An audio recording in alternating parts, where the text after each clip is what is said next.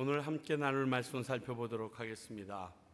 디모데후서 2장 20절서부터 마지막 절인 26절까지입니다. 디모데후서 2장 20절부터 26절의 말씀입니다.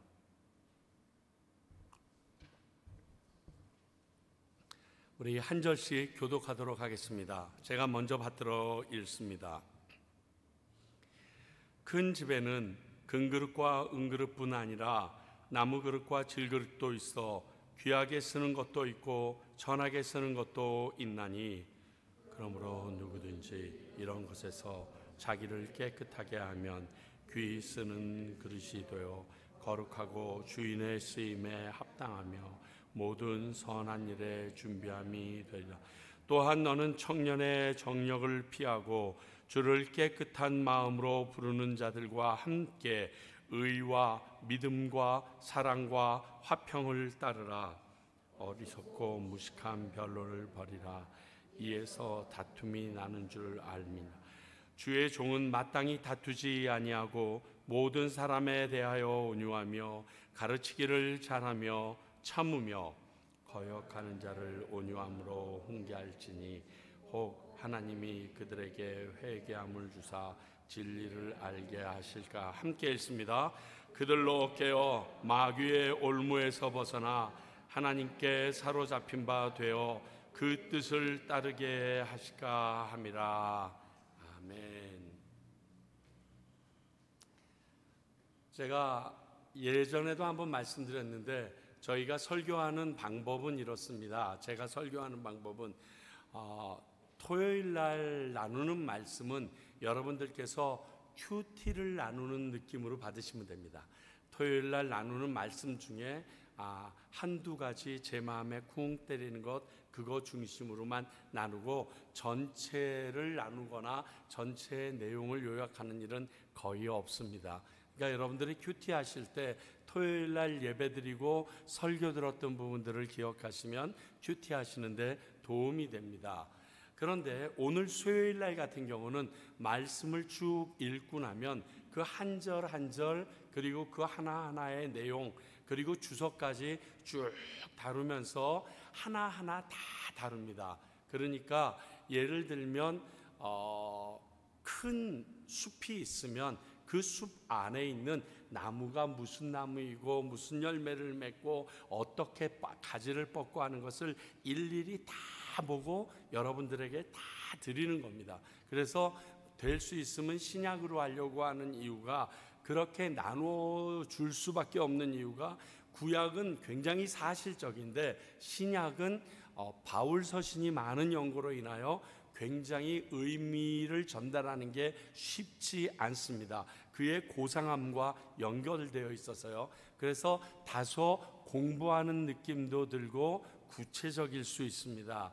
그러나 주일 예배는 주어진 본문 안에서 그 본문이 지향하는 바를 여러분들과 한번 나눈 후에 거기에서 우리에게 적용될 부분을 하나 또는 두 개를 뽑아서 여러분들에게 전하며 이렇게 살도록 합시다라고 선포하는 스타일로. 그래서 여러분, 이 세 개의 설교가 다 스타일이 따르니까 그것에 따라서 여러분들께서 말씀을 보고 성경 공부를 하는 훈련을 하시면 참 좋습니다. 자, 오늘 디모데후서 2장 20절서부터 26절도 굉장히 긴 내용입니다.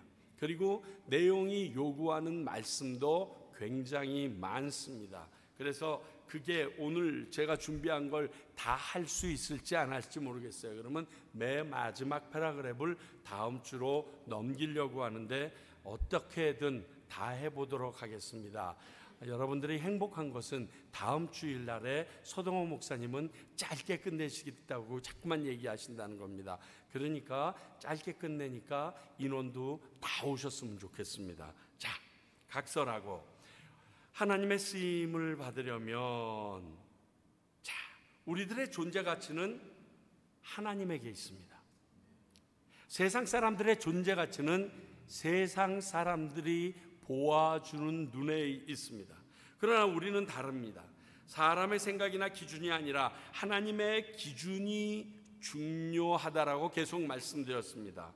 그래서 우리는 세상에서 사람이 보기에 가치 있는 사람이 되기를 보다 하나님이 보시기에 가치 있는 사람으로서 존재하기를 원하는 게 우리들의 모습입니다. 그리고 그 부분에 대하여 오늘 바울 사도는 에베소 교회를 목회하고 있는 영적인 아들 디모데에게 오늘 본문을 전합니다. 그러려면 하나님은 어떤 사람을 가치 있는 사람으로 하실까요? 왜? 가치 있는 사람이 되고 싶거든요. 사람이 귀하게 여기는 하나님이 귀하게 여기는 사람은 과연 어떤 사람일 것인가? 오늘 본문을 통하여 하나하나 짚어봅니다. 먼저 우리들의 가치는 확실한 것은 눈에 보여지는 것으로 결정되어지지 않는다는 겁니다. 최근에 한국 갔다 오신 분들도 있는데 한국 가면 살찌면 살 가치가 없는 사람처럼 느낍니다. 막 사이즈도 없고요. 막 버스나 일반 대중교통을 이용하면 막 놀라면서 쳐다봐요. 근데 참 내가 살찌는데 지가 밥 한 끼 사준 것도 아니면서 왜 이렇게, 그렇다고 내가 옷감을 더 많이 달라고 그런 것도 아니고 말이에요. 뿐만이 아닙니다. 키가 작으면 왜 이 세상에 태어났는지 비관스럽게 얘기하고, 얼굴이 못생기고 또 실력이 없는 거라고 얘기하는 말도 안 되는 소리를 합니다. 그런데 세상 가치는 그게 말이 된다라고 얘기하고 그쪽으로 추구하면서 모든 매스컴이 예능 프로그램 물론이요, 다큐 프로그램까지 그쪽으로 지향하고 있는 게 지금의 모습입니다. 그래서 세상의 가치는 차등이 있습니다. 근데 이는 하나님이 창조하신 은사이기도 해요. 하나님이 창조하신 은사대로 그렇게 되어 있다는 겁니다. 큰 집이 있는데 금그릇도 있고 금그릇도 있고 나무그릇도 있고 질그릇도 있어요. 이것은 그렇게 만드신 창조주 하나님의 모습입니다. 생각해 보세요. 여러분들이 태어날 때 그 부모 밑에서 태어나고 싶었어요? 기왕이면 좀 이건희 밑에서 태어나든가 이런 거 사실 생각할 수 있거든요. 그리고 제 얼굴이 이렇게 생기길 원했겠어요? 나도 장동건이 참 멋있게 생겼다는 거 알아요. 내 얼굴이 그렇게 안 따라가는 것뿐이죠.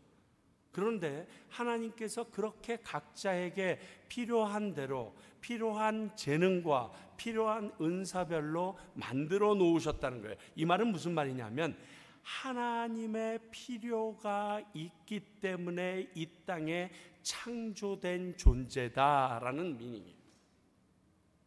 다 똑같이 생겨봐요. 얼마나 징그럽겠어요? 여러분 생각해 보세요. 여러분들이 여러분 얼굴과 비슷한 쌍둥이를 맨날 못 봐서 그렇지, 만약 그런 사람들만 온 세상에서 본다면, 그리고 성질내는 포인트까지 다 똑같은 인간들끼리 본다면 그거 어떻게 살겠어요? 그렇지 않다는 거예요. 하나님께서는 적재적소에 다 필요해서 하나님의 그 모든 계획 안에 있어야 될 존재이기 때문에 만들어 놓으셨다는 것입니다. 그러나 그 차등이 반드시 귀히 쓰이고 천히 쓰이는 기준은 아니라는 거예요. 금그릇은 항상 좋은 데 쓰이고 질그릇이나 나무그릇은 제일 나쁜 데만 맨날 쓰인다, 이것은 아니라는 거예요. 어쩌면 더 우리의 생각과 다를 수도 있다는 거예요. 제가 인디아나 존스를 보면서 성배를 찾아보면서 굉장히 감동이 됐던 게, 예수님이 목수라는 사실을 그 사람들은 포커스를 잡습니다. 물론 주이시가 만든 그러한 감독이 주이시였기 때문에 그런 포커스로 스필버그가 그렇게 봤겠지만, 그래서 많은 좋은 그릇들이 있는데 제일 마지막에 정말 보잘것없는 나무 그릇에 딸린 물을 만들어서, 왜? 예수님이 목수니까 나무로 만들 거라고 하니까 그 나무 그릇에 물을 따라 마시니까 회생하더라는 거예요. 그걸 보면서 어떤 그릇의 모양이 중요한 게 아니라 어떻게 쓰임을 받으면 좋다는 말이 이거구나 라고 저는 그 영화에서 깨닫게 된 기억이 있습니다. 그런데 세상은 금그릇이면 되고 금그릇이 되면 가치가 있다고 여기고 질그릇이나 나무 그릇은 가치가 낮다고 여깁니다. 그래서 우리도 흙수저 얘기하고 금수저 얘기하는 것을 어쩌면 굉장히 당연시 여기면서 이 땅 가운데 살아가고 있습니다. 그래요, 그럴 수 있습니다. 그러나 흙수저이기 때문에 하나님께서 귀히 쓰지 않는 것이 아니고 금수저이기 때문에 항상 하나님이 귀히 쓰는 존재는 아니라는 사실을 오늘 말씀은 우리에게 알려주십니다. 많은 그릇이 있어. 근데 귀하게 쓰는 것도 있고, 이것들 가운데 귀하게 쓰여질 것도 있고, 이것들 가운데 천하게 쓰여질 것도 있어. 이것의 주관자는 누구예요? 쓰는 사람이에요. 그러나 쓰는 이에 따라서 귀히 쓰이기도 하고 천하게 쓰여지기도 한다고 얘기하고 있습니다. 주인이 좋아해서 특별히 어떤 일에 쓰는 그릇이 따로 존재하는 것 여러분 다 알고 계실 거예요. 그렇잖아요. 손님용이라고 이렇게 손님이 나오실 때만 꺼내놔서 너무 놀라가지고 어머 우리 집에 이런 그릇도 있어서 뭐 이렇게 그런 그릇, 그리고 제가 좋아하는 그릇, 뭐 좋은 그릇이 아니라 내가 그 그릇만 보면 평안이 오는 뭐 그런 그릇들이 있어요. 그래서 컵이 많이 놓였어도 그 컵에 자꾸만 손이 가는 바로 그런 것을 이야기합니다. 그런데 그때 그 그릇의 재질보다 주인의 마음이 우선된다는 걸 우리는 잘 압니다. 어떤 비싸고 좋은 그릇은요, 찬장 속에서 한 번도 나오지 못하고 끝나는 경우도 있어요. 이것은 그릇이라고 부르면 안 되고요, 장식품이라고 불러야 됩니다. 너무 비싸서 각 집에 가면, 요즘에도 그런 게 있나 모르겠어요. 빨간색으로 해서 영국에서 나온 그 한 세트가 있는데, 제가 예전에 한국에서 신방 다니다 보면 그게 모든 집에 다 있어. 다 있는데 목사님 정도 와야지 커피컵으로 한번 나와.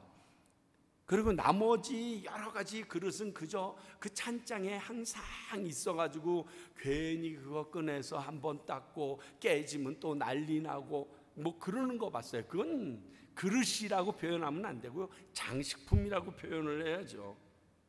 그래서 한동안 중저가인 코닝이라는 그릇이 엄청 많이 팔렸어요. 왜? 잘 안 깨지거든. 그러니까 그거 되게 많이 팔렸던 기억이 있습니다. 그렇습니다. 너무 귀해서 부담이 돼도 쓰임을 받지 못합니다. 나 그런 데는 안 씁니다. 하나님 저를 그런 데 쓰시려고 이렇게 만들었어요. 우리 예수라는 사람들이 흔히 많이 말합니다. 나 그런 데서 노래할 사람 아니에요.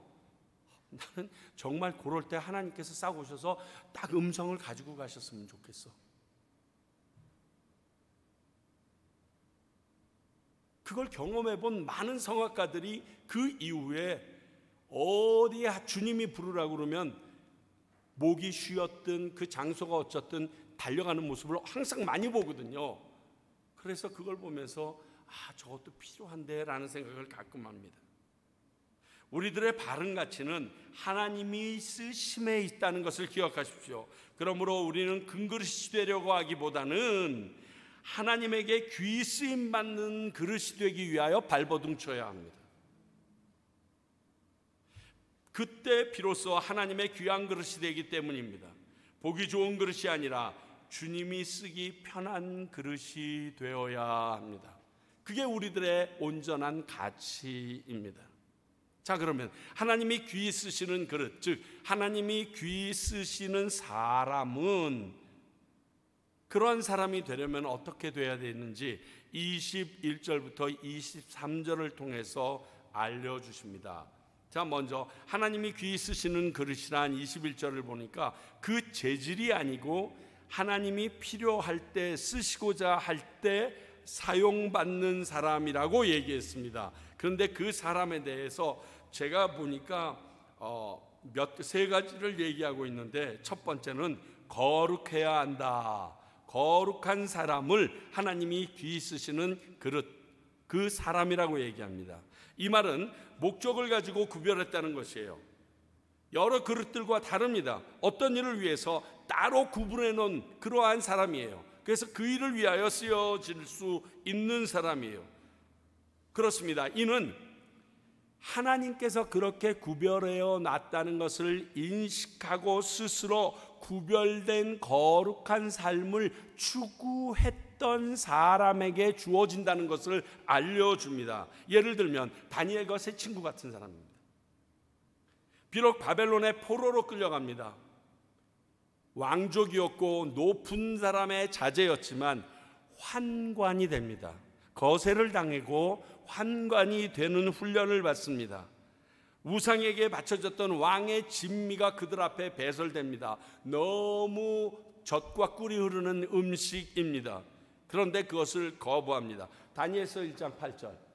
다니엘은 뜻을 정하여 왕의 음식과 그가 마시는 포도주로 자기를 더럽히지 아니하리라 하고 자기를 더럽히지 않도록 환관장에게 구하니, 그래서 자기를 깨끗하고 정결하게 스스로 노력을 합니다. 환관장이 너무나 두려워하지만 환관장에게 은혜가 있도록 하나님께서 역사하셔서 그는 자기의 몸을 하나님 앞에 온전히 지켜냅니다.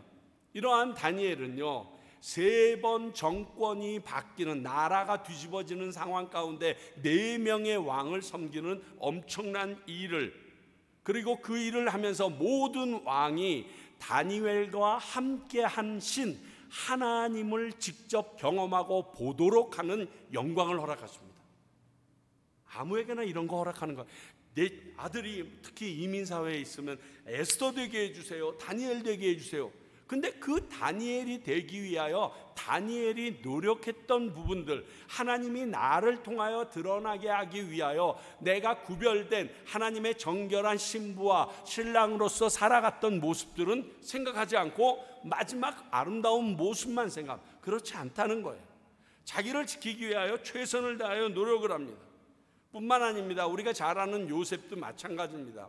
자, 보디발의 아내가 잠자리 하기를 원할 때 거절을 합니다. 창세기 39장 9절. 이 집에는 나보다 큰 이가 없으며 주인이 아무것도 내게 금하지 아니하였어도 금한 것은 당신뿐이니 당신은 그의 아내입니다.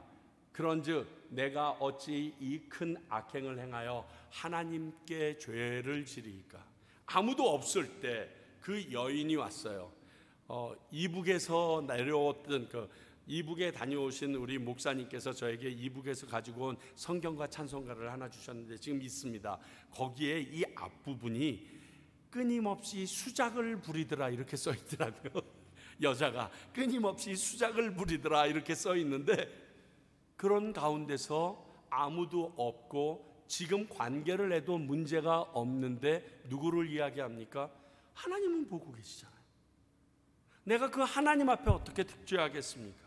이러한 요셉은요, 70여 명이었던 가족이 200만의 이스라엘 민족이 될 때까지 400여 년 동안 인큐베이터와 같은 땅, 애굽 땅에서 살 수 있도록 그의 자손들을 이끌어내는 인도자의 역할을 감당하게 하십니다. 아마 요셉의 이 징검다리 같은 일이 없었으면 하나님의 400년 이후의 그 계획은 그 어떤 사람으로서도 이루어질 수 있겠지만 굉장히 중요한 또 다른 부분의 부속이 빠진 거랑 똑같았을 거예요. 너무 중요한 일입니다. 이렇게 하나님께서 귀하게 사용하시는 사람은 하나님이 보실 때 윤리적으로나 영적으로나 자신의 삶을 구별되게 살아가는 자들을 하나님께서 사용하신다는 거예요. 그게 하나님께서 귀시시는 그릇의 모습, 거룩하다라는 모습입니다. 물론 이후에 회개하고 돌아왔고 그리고 자복하고 돌아와서 하나님의 말씀대로 살아서도 해결은 해주시지만 기억하실 건 회개한다라는 것은 거룩하게 되기 위하여 발버둥 친다와 동일한 단어라는 겁니다. 또 두 번째 내용을 보니까 주인의 쓰임에 합당하며, 쓸모 있다는 뜻입니다. 그래서 깨끗한 그릇이 주인이 쓰기에 용이하다는 말, 그렇게 해서 나오게 되는 겁니다. 이처럼 자신의 삶을 거룩하게 하고 세상에 물들지 아니하는 자는 하나님의 쓰임에 합당한 자가 된다고 했습니다. 세상에서 보면 어떤 사람을 장관으로 세우려고 할 때 꼭 청문회라는 것을 통과해야 합니다. 근데 이 청문회라는 것은 이 사람을 그 일에 맡기기에 합당한지 아닌지를 점검해 보는 순간인데, 제가 보기에 거의 통과하는 사람들도 많이 맛보았지만 통과를 하지 못하는 사람들을 보면 그 과정 가운데 많은 악의적인 그리고 안 좋은 이야기를 들었을 때 그 청문회를 통과하지 못하고 드롭하는 모습들을 봅니다. 뿐만이 아니라 이 장관을 추천했던 그 대통령이나 정권에도 굉장한 피해를 주는 모습을 제가 보게 됩니다. 바로 주인의 쓰임에 합당하다는 것은 하나님의 청문회에 우리가 통과할 수 있는 자들이어야 한다는 의미입니다. 그래서 하나님은 토기장이요 사람을 그릇에 비교한다면 쓰기에 합당하게 깨어지지 않고 그릇 자체가 깨끗하게 씻기워서 비워져 있어야 한다는 말씀입니다. 여러분들 식당에 가서 여러분들 앞에 찻잔이 딱 주어졌을 때 이렇게 보고 이빨이 나간 것이 있으면 혹시 내가 입을 대었다가 입이 다칠까 봐 주인을 부르잖아요. 이거 이빨 나갔다고, 바꿔달라고. 그릇도 마찬가지고 깨어져서 물이 흐르면 이거 물이 흐른다고 바꿔달라고 얘기하잖아요. 쓰임에 합당하지 않은 모습입니다. 그러나 쓰임에 합당한 모습은 물을 담았을 때 그 물컵으로의 역할, 그릇에 음식을 담았을 때 음식을 담는 그릇의 역할이 합당하게 되어진 것을 말하는 것과 동일한 모습입니다. 그런데 거기에 하나를 덧붙였는데 선한 일을 준비함이 되리라. 쓰는데 어떠한 쓰임이냐면 선한 일. 선한 건 누구요? 하나님밖에 없어요. 아버지밖에 없다고 예수님도 얘기했어요.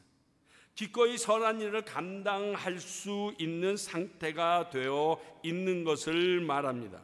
거룩하고 깨끗하지 않은 사람이 선하신 하나님의 일을 맡으면 선한 하나님의 일을 감당하지 못합니다. 이게 문제예요. 위치가 그 사람을 만든다, 틀린 말 아닙니다. 그러나 감당할 수 없는 하나님을 모르는 사람이 목사가 됐다. 감당할 수 있을 것 같으세요? 말이 안 되잖아요. 이거는 세상의 그 모습과는 얘기가 안 되는 일입니다. 선한 일이 있을 수가 없어요. 교회 안에서 가끔 경험하잖아요. 어떤 사람을 세우느냐에 따라서 교회 공동체는 물론이요, 기독교와 예수님까지 세상 사람들에게 업신여김을 당하는 경우 우리 종종 보잖아요. 많지는 않지만 그런 몇몇 사람 때문에 온 교회가, 온 기독교가 나아가서 예수님과 하나님까지 욕먹잖아요.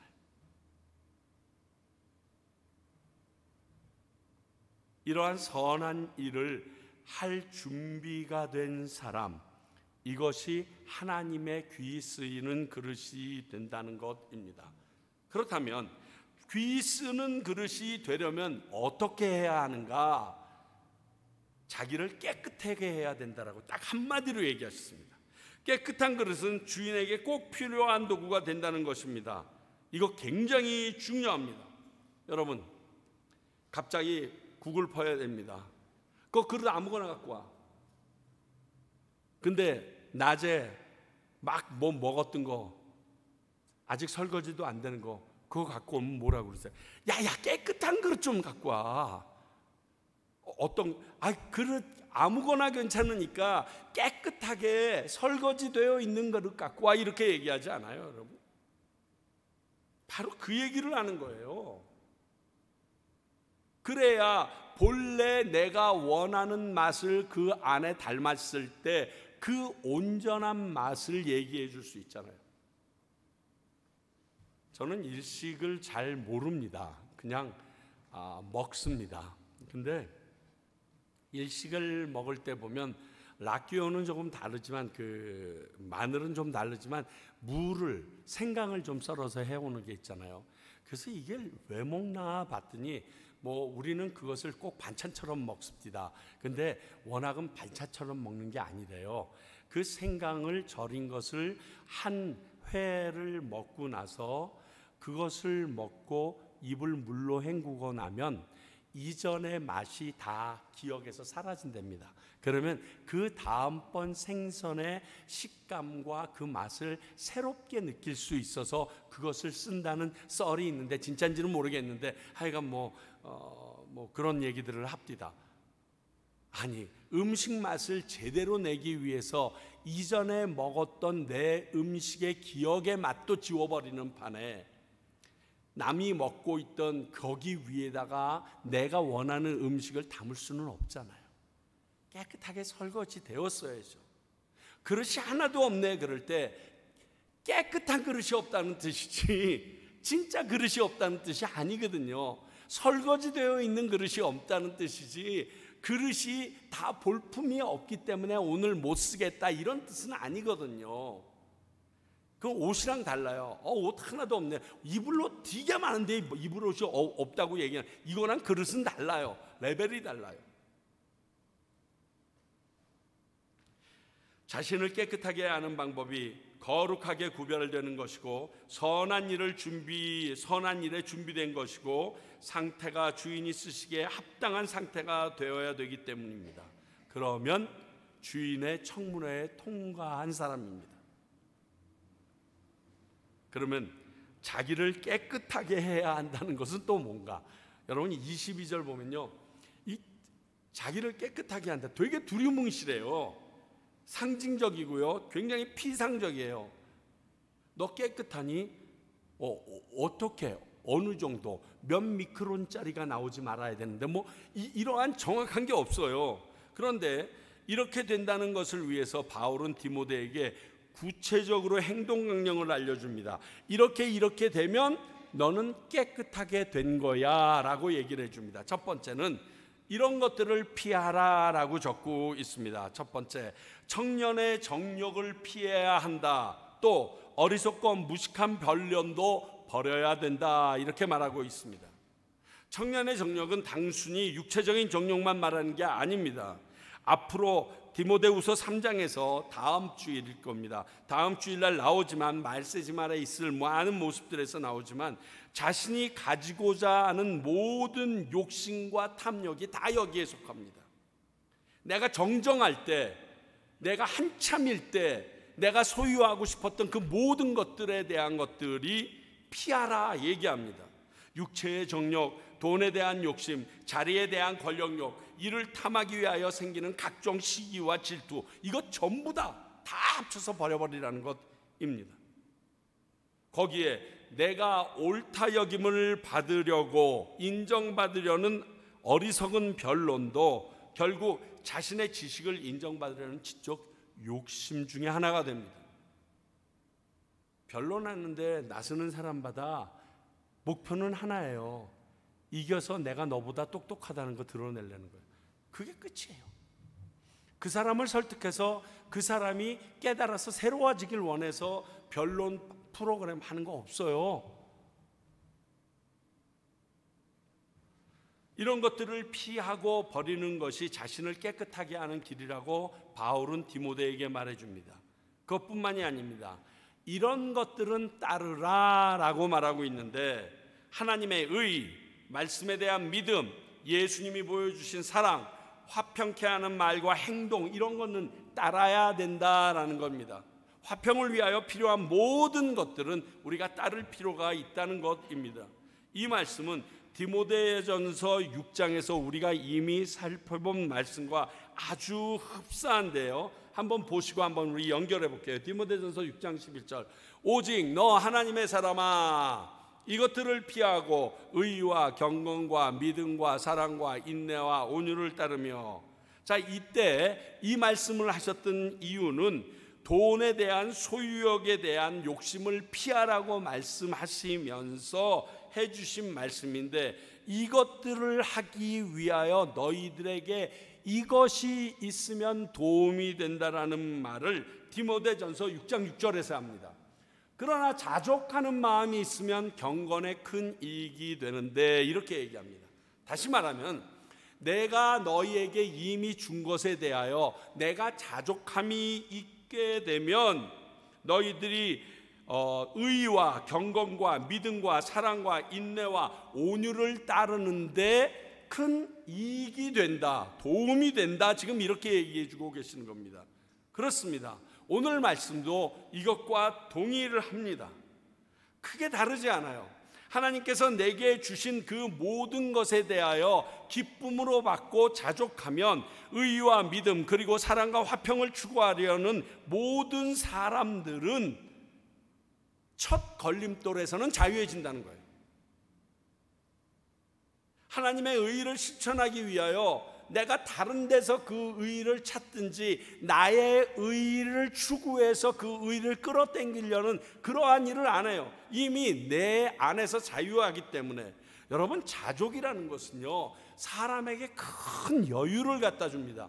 여유라는 것은 다른 것을 돌아볼 수 있는 눈과 마음의 그 넉넉함을 말합니다. 저는 운전할 때 우리 아내가 운전대만 보면 막 잡으면 정신이 없다고 그러는데, 정확하게 얘기하려면 시간을 딱 맞춰놓고 운전을 시작하면 제가 정신을 못 차려요. 근데 예를 들어 한 30분 걸리는 길을 1시간 잡고 가면 아주 마음이 착해져요. 들어올 수도 있지 뭐. 근데 시간이 없게 걸리면 아시잖아요. 이 과테말라 그 시간이 처음에 찍은 시간보다 계속 늘어나면 늘어났지 줄어나는 경우는 거의 없거든요. 그러니까 사람이 막 조급해지고 이렇게 되니까 의가 어디 있어? 사랑? 화평? 어디 화평이 어디 있어? 내가 먼저 머리를 들이밀어야 되는데. 믿음이 나에게 주신 이 모든 것이 내게 족하다고 느껴지지 않았는데 하나님에 대한 믿음이 어디 있어요? 말씀에 대한 믿음이 어떻게 생깁니까? 그리고 그 붙잡을 믿음의 능력이 어디 있습니까? 난 이거면 좋게, 이거면 내가 하나님께서 할 수 있다라고 말씀하신 것이야. 믿는 순간서부터 그 자족함이 나를 차고 드는 것부터 이 모든 일에 나아가는데 큰 도움이 되는 건 사실입니다. 지금 그 얘기를 합니다. 그러므로 너희 자신들을 깨끗하게 한다는 것은 하나님께서 너희에게 주신 그 모든 상황과 주신 것에 대하여 자족함을 배우기 시작하게 되면 의와 믿음과 사랑과 화평으로서 너희들이 따라갈 수 있는 길이 열린다라는 말씀이기도 합니다. 자, 한번 묵상해 보십시오. 내가 모든 것에 대해서 하나님께서 내게 허락하신 것이 최선이라고 하면, 그래서 거기에 자족함이 있다고 할 때 그분의 의를 따르고 그의 모든 말씀을 믿고 진심으로 사랑하고 누군가를 화평케 하는 중재자로서 나의 손에도 불사하는 모습이 가능하게 된다는 것은 여러분 조금만 묵상해봐도 알아요. 정말 조금만 묵상해봐도 알아요. 왜냐고요? 이 땅에 오셨던 예수님이 그렇게 하셨어요. 이 땅에 예수님이 오셨는데 예수님이 머리 둘 곳도 없다라고 얘기를 하셨는데 부족하다라는 얘기를 예수님은 한마디도 안 하셨어요. 내가 하나님 아버지께서 내게 안 주셔서 내가 이런 것이 부족하구나라고 얘기했던 것은 하나도 없어요. 이런 경우는 있죠. 우리 제자들에게, 우리 함께한 일을 나를 따르는 이에게 주님 당신의 지혜와 성령을 부어주셔서 이런 거는 있었지만 본인 자신에게 주어진 말도 안 되는 억울함과 십자가에 달려 죽는 억울한 모습까지도 그는 자족함으로 다 뛰어넘으셨어요.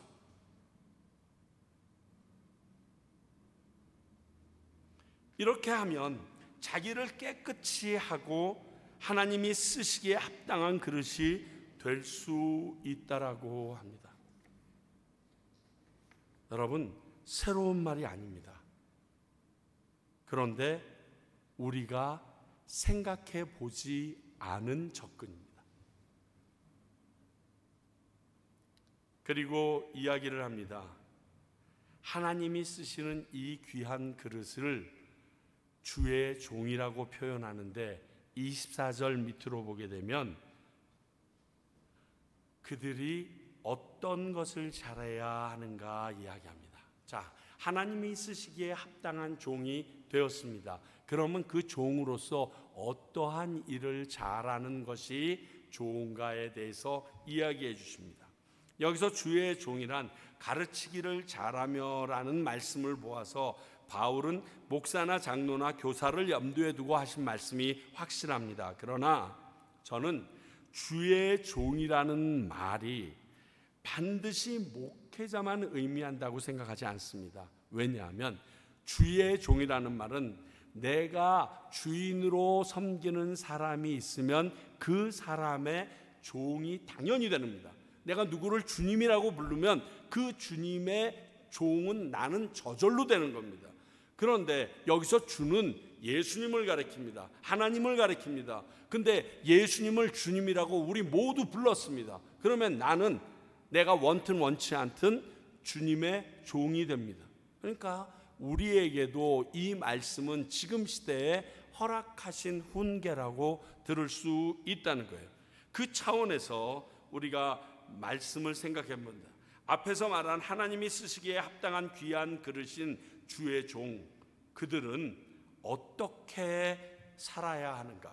첫째, 다투지 않습니다. 하나님을 모욕하고 말씀을 망령되이 말하는 이들에 대해서 성전을 더럽히는 이들에게 의분을 내셨던 예수님처럼 그렇게 할 수는 있습니다. 근데 착각은 하지 마세요. 이 일은 다툰 것이 아니라 일방적으로 그들의 잘못을 예수님이 꾸짖으신 거예요. 근데 이 다툼은 그 앞에 소절을 보니까 변론에서 나오는 다툼이에요. 네가 잘했느니 내가 잘했느니, 네가 못했느니 내가 잘했느니, 이러한 논쟁 가운데서 나오는 다툼이라는 겁니다. 전에 나눈 적이 있던 것 같아요. 제가 처음으로 미국이라는 곳에 가서 이민 목회를 들어가게 됐습니다. 여러분, 정말 이번에도 우리 목사님들과 같이 가면 직접 보시게 될 텐데, 과테말라도 마찬가지고 미국도 마찬가지고 이민 목회는 한국에서 하는 목회랑은 전혀 색깔이 다릅니다. 하는 일들은 목회자가 다 똑같은데요, 똑같은 한국 사람들이랑 같이 목회하는 건데 접근 방법이나 모든 생각이나 가치관이 다 달라요. 너무너무 달라요. 쉽게 얘기하면 한국에서는 예수님을 믿으려고 작정한 사람들만 옵니다. 거의 99%가. 근데 미국에서는 예수님을 믿지 않기로 작정한 사람도 옵니다. 과테말라에서도요, 괜히 한번 한국말이 그리워 이래도 올 수도 있어요. 이게 너무너무 다릅니다. 그래서 그 안에서 가지고 있는 생각 차이를 이겨내기가 쉽지가 않습니다. 그래서 저를 처음 이민 목회자로 섬길 때 제가 섬겼던 우리 정재흥 목사님이란 분이 내가 너무 자주 화를 내는 걸 보시고 한 번은 부르더라고요. 제가 화돌이였으니까, 최 목사 일로 와봐. 최 목사, 이민 목회에서 목사는 말이야, 교인들과 싸워서 이겨도 어렵고 저도 힘들어. 그러니까 도망쳐, 피해. 다툴 일을 만들지 말고 다툴 일이 생기면 갑자기 화장실 가, 없어지라고. 혹시 할 수 없이 다투게 된다면 그냥 지는 게 나아. 훨씬 목회나 교회에 덕이 되고 나만 창피당하면 되잖아. 그냥 가족들에게 얘기해서 조금 창피하자 이렇게 하고 끝내. 그게 훨씬 더 유리해. 저는 그 말이 이해가 안 됐어요. 와, 목사가 얼마나 주변머리가 없으면 이러고 살아야 될까? 근데 20년 이민 목회하고 과테말라로 오면서 제 안에서 꼭 잡아야 될 말씀 중에 하나가 이거라는 거 알고 왔어요. 목사는요, 교인들과 싸워도 이긴 게 아니에요. 그러면 이렇게 적용해 볼게요.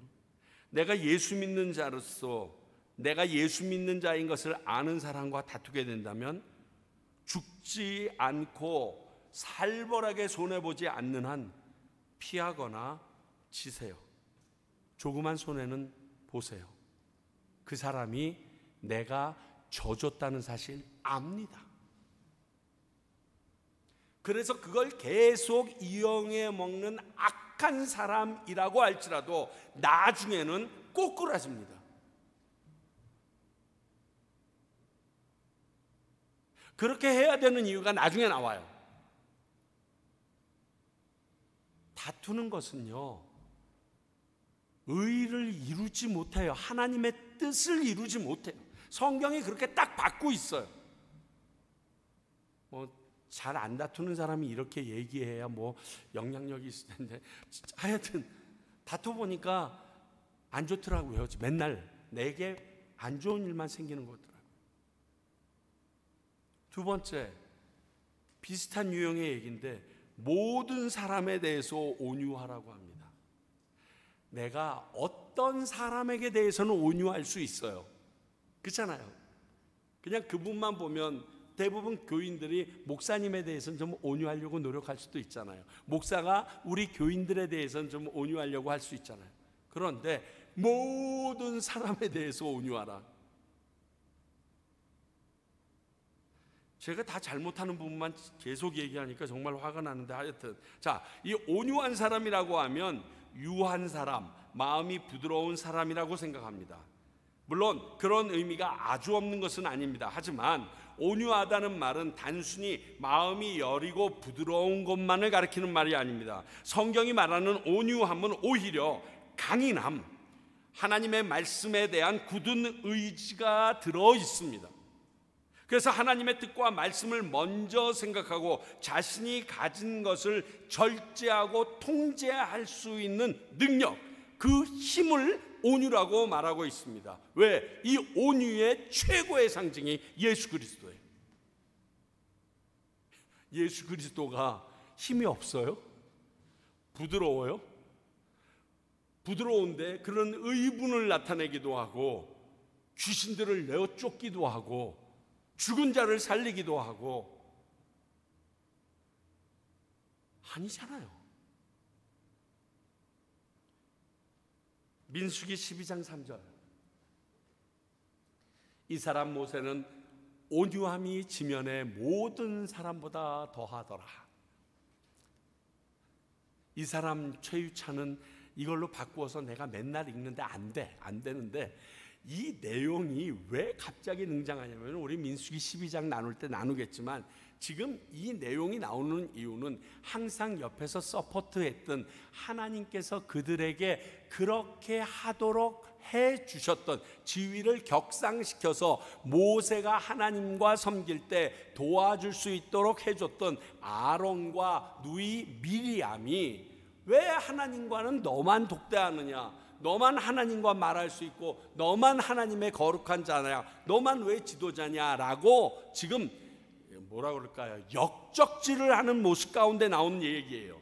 그렇게 공격하며 나오는데 모세는 가만히 있더라는 거예요. 온유함으로 그것을 견뎌내더라는 거예요. 이게 부드러움을 이야기하겠어요? 아니요. 그 안에서는 한 3차 대전이 일어나고 있을걸요. 난리가 났을걸요. 근데 그것을 성경은 온유함이라고 그랬고, 그렇게 참아내는 그 모든 능력이 지면에서 제일 승하다, 사람으로서는 능히 누구도 견뎌낼 수 없는 일을 해내고 있는데 그게 온유라고 평가하고 있다는 거예요. 아시겠어요? 온유는 부드러운 것만을 얘기하는 것이 아니에요. 하나님 안에서 하나님께서 그 일을 직접 해결해 주실 것을 믿고 견뎌내는 힘, 능력, 인내, 지구력, 이것도 온유예요.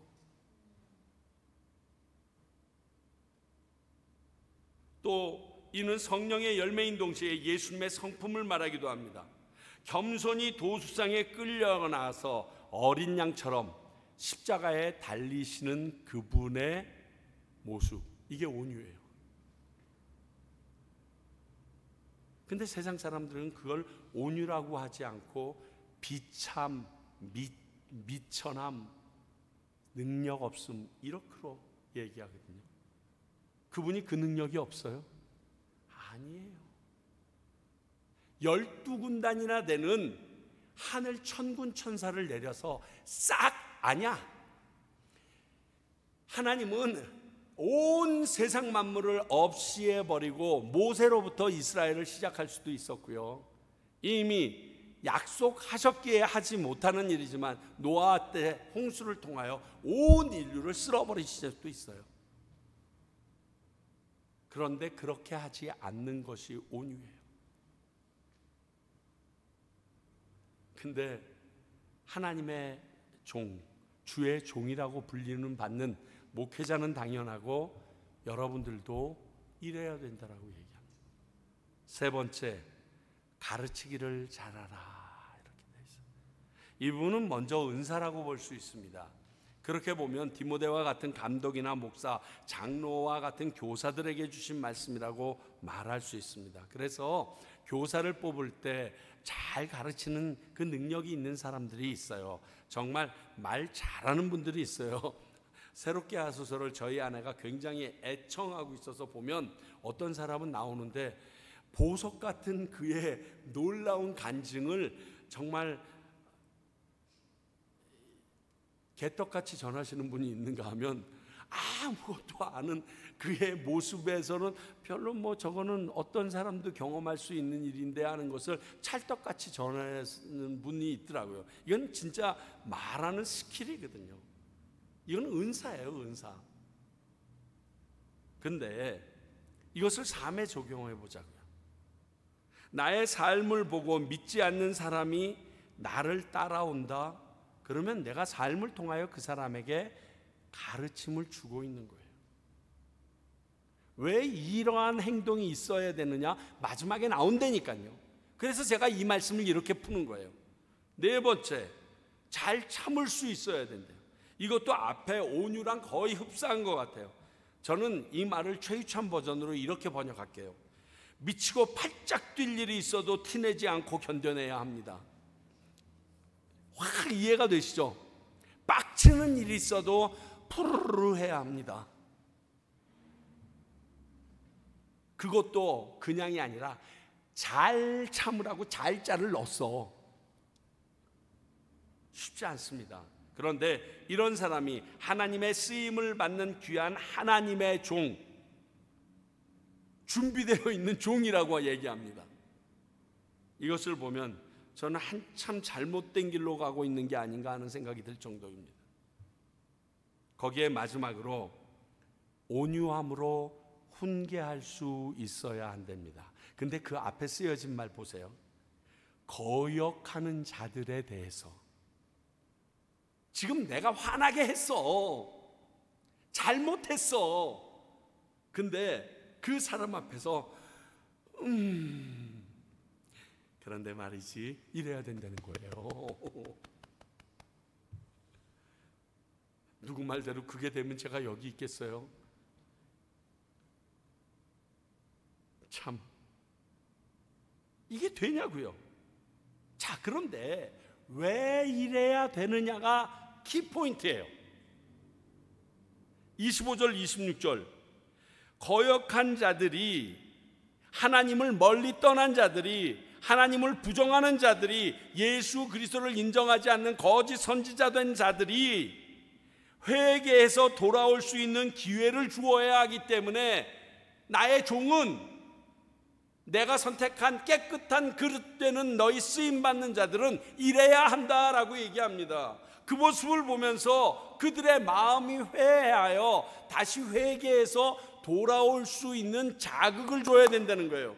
여러분, 대판 싸운 사람한테 다시 가는 건 어려워요. 그러나 싸울 일이 있었는데 보듬어 안아줬던 사람에게는요, 다시 돌아가는 게 쉬워요. 지금 그 얘기하는 거예요.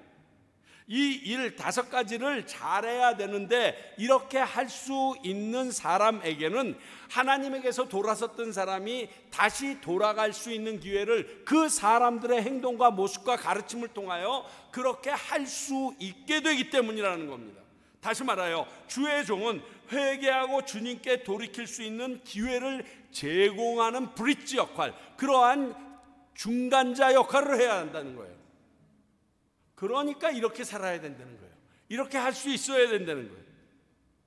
이런 성품을 갖추어야 하며 이런 삶을 살아내야 하는 겁니다.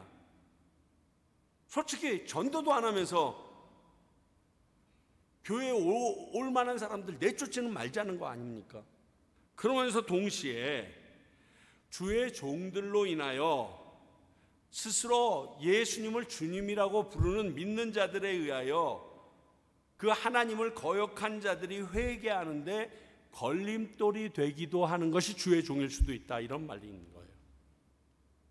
그들로 인하여 돌이킬 수도 있다면 그들로 인하여 돌이키지 못하게 하는 주의 종도 있다는 소리예요. 우리 지금 잘 알잖아요. 뭐 설명 안 해도 되잖아요.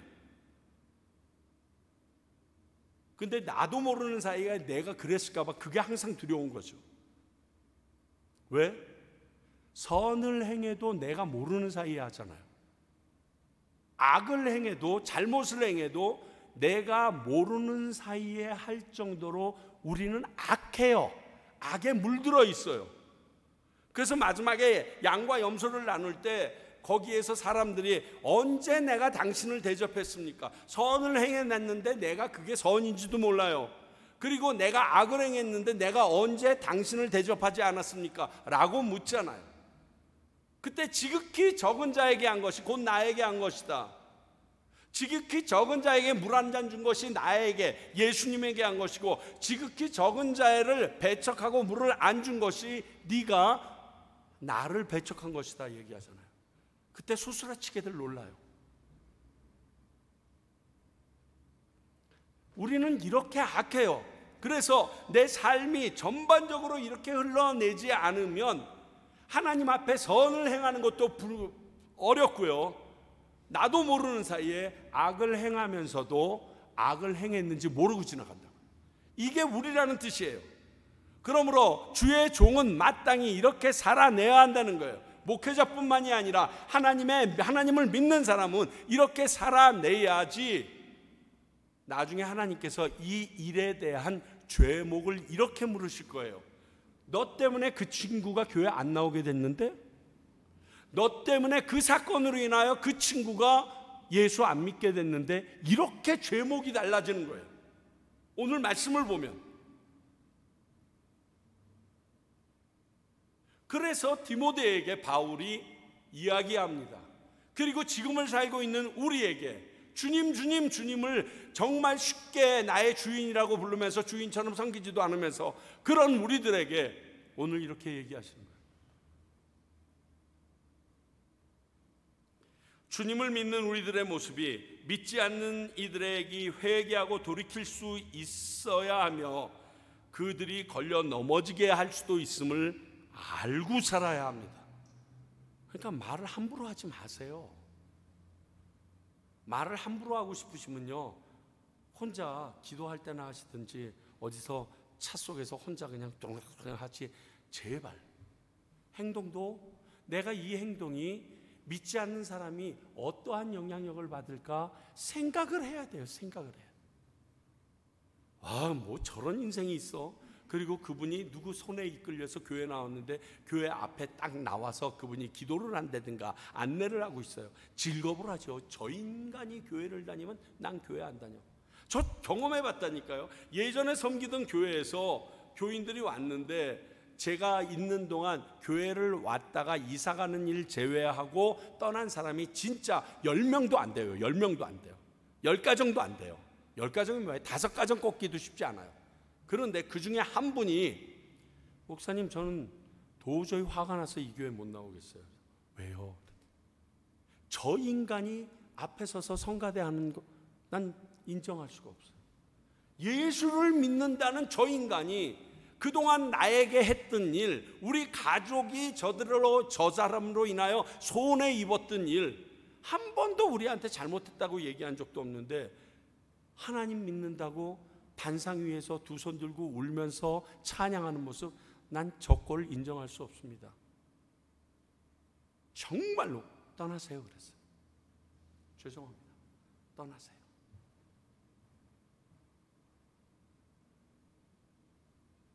이런 일 진짜 생기더라니까요.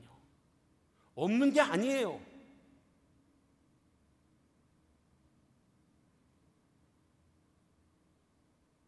처음에는 찬양대 끝나고 들어오더라고요. 그래서 왜 그러신가 했어요.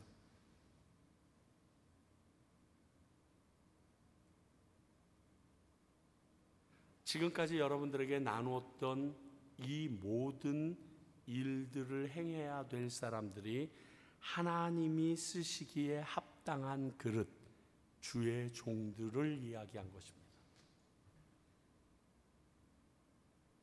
쉽지 않죠. 근데 그 길을 가라고 이야기합니다. 요즘처럼 그렇게 하는데 뭐라고 손가락질도 안 하는 시대가 아니라 예수님을 믿는다는 사실만으로 인해도 감옥에 갇히는, 그래서 지금 감옥에 갇혀 있는 바울이 한 얘기입니다. 그러면 지금보다 몇 배, 몇십 배 그 강도는 더 셉니다. 어쩌면 자유함이 하나님에 대한 간절함을 뺏어버렸는지도 모르겠어요. 내가 주님 앞에 바로 서야 되는 그 절실함을 잊어버리게 했는지도 모르겠습니다. 오늘 바울이 디모데에게 전한 말이지만 이 땅을 살고 있는 우리에게 주님께서 성령을 통해서 주시는 말씀으로 믿고 책일 수 있기를 소원합니다. 기도하겠습니다. 하나님,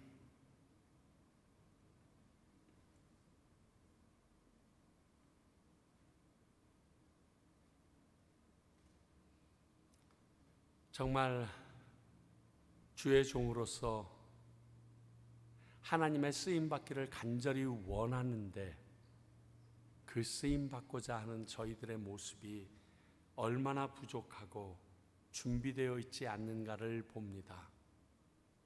주님, 저희들이 그 준비에 박차를 가하게 하시고 곧 주님 오실 것 같은 지금 시대에 주님이 오셨을 때 오늘 안 좋은 모습이 나에게 오늘 말씀과 같이 좋은 모습으로 바뀌어지게 해 주시옵소서. 그리하여 믿지 않는 자들이 주님께로 돌아오는 또 다른 통로요 다리가 되는 평강교회이자 우리 귀한 성도님들 되게 하여 주시옵소서.